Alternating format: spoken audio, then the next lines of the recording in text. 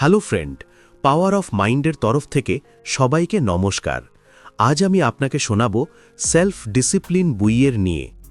Self ডিসিপ্লিনের এই গল্প আমাদের শেখায় সত্যিকারের স্বাধীনতা আসে তখনই যখন আমরা নিজেদের অভ্যেস, আবেগ আর ইচ্ছাকে বন্ধুর মতো চিনে নিয়ন্ত্রণ করতে শিখি। বাইরের শাসন নয়, ভেতরের সংযমী গড়ে তোলে সবচেয়ে সুন্দর, সবচেয়ে শক্তিশালী জীবন। তুমি যদি আজ ছোট্ট একটি প্রতিজ্ঞা করো, শুধু আজকের জন্য, কাল সেটাই হয়ে উঠবে তোমার শক্তির শুরু। এবং একদিন তুমি নিজেই বুঝবে, নিজেকে জয় করাই জীবনের সবচেয়ে বড় সাফল্য। যদি তুমি আজ থেকে ছোট ছোট প্রতিশ্রুতি রাখতে শুরু করো, একদিন তুমি নিজেই অবাক হবে কত বড় জীবন গড়ে তুলেছ। এই যাত্রা যেন ধীরে ধীরে মনকে নরম হাতে ধরিয়ে দেয়। সেলফ ডিসিপ্লিন কোনো শৃঙ্খল নয়, এটি মুক্তি। এটা সেই শক্তি যা তোমাকে প্রতিদিন নিজের সেরা রূপে জাগিয়ে তোলে। প্রতিটি পৃষ্ঠা যেন কানে ফিসফিস করে, তুমি পারবে, যদি তুমি নিজেকে নিয়ন্ত্রণ করতে শেখো। লেখক আরও বলেন, সেলফ ডিসিপ্লিন মানে আনন্দকে ত্যাগ করা নয়, এটা বরং আনন্দের পথ তৈরি করা। যে আনন্দ আসে নিজের স্বপ্নের কাছে পৌঁছানোর মধ্যে, যে তৃপ্তি আসে প্রতিদিন নিজের জন্য কিছু করে ফেলার পর। যেন ভোরের আকাশে ধীরে ধীরে আলো ছড়িয়ে পড়ছে, তুমি জানো এই আলো তোমারই পরিশ্রমের ফল। প্রথম ভোরের আলো, চারপাশ নিস্তব্ধ, শুধু পাখির কিচিরমিচির। এই নীরবতার মধ্যে বইটি শুরু হয় এক সহজ প্রশ্ন দিয়ে, তুমি কি নিজেকেই বিশ্বাস করো? এই প্রশ্ন যেন ঘুমন্ত মনকে নাড়িয়ে দেয়। কারণ সেলফ ডিসিপ্লিনের প্রথম পাঠই হল আত্মবিশ্বাস। লেখক বলছেন, ইচ্ছাশক্তি সবার আছে, কিন্তু তা বেশিক্ষণ টেকে না। ইচ্ছাশক্তি হল শুরুর আগুন, কিন্তু সেলফ ডিসিপ্লিন হল সেই আগুনকে প্রতিদিন জ্বালিয়ে রাখার কাঠ।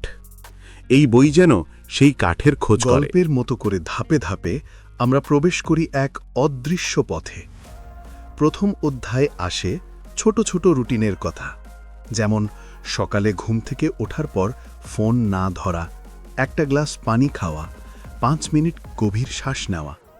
এত ছোট কাজ, তবু নিয়মিত করলেই মস্তিষ্ক শেখে, আমি যা বলি তা আমি করি। এই শেখাই সেলফ ডিসিপ্লিনের মাটি তৈরি করে। তারপর আসে প্রলোভনের যুদ্ধ।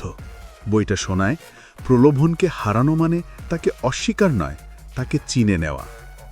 মিষ্টি খেতে ইচ্ছে করছে, নিজের ইচ্ছেকে চুপ করিও না, বরং তার সঙ্গে কথা বলো, যে আমি জানি তুমি আছো, কিন্তু আজ আমি অন্য পথ বেছে নিচ্ছি। এই সংলাপ যেন গল্পের এক সুন্দর চরিত্র হয়ে ওঠে। তৃতীয় পর্বে আসে লক্ষ্য। স্বপ্ন যত বড়ই হোক, তা যদি অস্পষ্ট থাকে, মন কখনো গতি পায় না।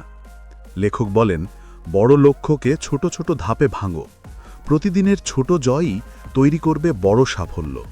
যেন পাহাড়ে ওঠা, প্রতিটি পা ছোট, কিন্তু প্রতিটি পাই চূড়ার দিকে। বইয়ের মাঝামাঝি জায়গায় শোনা যায় এক বাস্তব উপাখ্যান। এক তরুণ প্রতিদিন ভোরে উঠে নিজের ব্যবসার জন্য কাজ করত, যখন সবাই ঘুমত। বছর দুয়েকের মধ্যে সে হয়ে ওঠে নিজের জীবনের নায়ক। লেখক বলেন, এই নায়কত্বের রহস্য টাকা নয়, বরং প্রতিদিনের সেই ভোরের অনুশীলন। রাত নেমেছে, জানালার বাইরে ঝিঝি পোকার ডাক যেন দূরের সুরের মতো বাজছে। রাহুল, যার গল্পের মধ্যে আমরা ডুবে আছি, চুপচাপ নিজের টেবিলে বসে লিখছে দিনের অভিজ্ঞতা। সকালে যে পরিকল্পনা করেছিল তার বেশিরভাগই শেষ করতে পেরেছে, কিন্তু তার ডায়েরিতে আজ নতুন কিছু শব্দ জুড়েছে, ধৈর্যের জয়। বইয়ের শেষ অংশটুকু যেন রাতের মতো গভীর। লেখক এখানে বলছেন, সেলফ ডিসিপ্লিন একদিনের জাদু নয়, এটা এমন এক শক্তি যা সময়ের সঙ্গে তৈরি হয়। তুমি যতবার নিজের দেওয়া কথা রাখবে, ততবার তোমার মন তোমাকে বিশ্বাস করতে শিখবে। একদিন হঠাৎ তুমি বুঝবে, তোমার ভেতরের সেই শক্তি এখন বাইরের সব প্রলোভনের চেয়ে বড় হয়ে উঠেছে। রাহুলের জীবনেও এই বদল চোখে পড়ার মতো। কয়েক সপ্তাহ আগেও যেখানে ছোট ছোট কাজের জন্য হতাশ হতো, এখন সে নিজেকে নিজেই অনুপ্রেরণা দেয়। ঘুম কম হলেও অজুহাত খোঁজে না। সে জানে, আজকের ছোট পরিশ্রমই আগামী দিনের বড় সাফল্যের ভিত্তি। শেষ অধ্যায়ে আসে সবচেয়ে বড় বার্তা। সেলফ ডিসিপ্লিন কঠোর শাসন নয়, বরং ভালোবাসা। নিজের ভবিষ্যৎকে ভালোবাসা, যাকে তুমি সবচেয়ে যত্নে আগলে রাখো, তার জন্যই তো তুমি নিয়ম মানো। নিজের জন্য সেই একই যত্ন দরকার।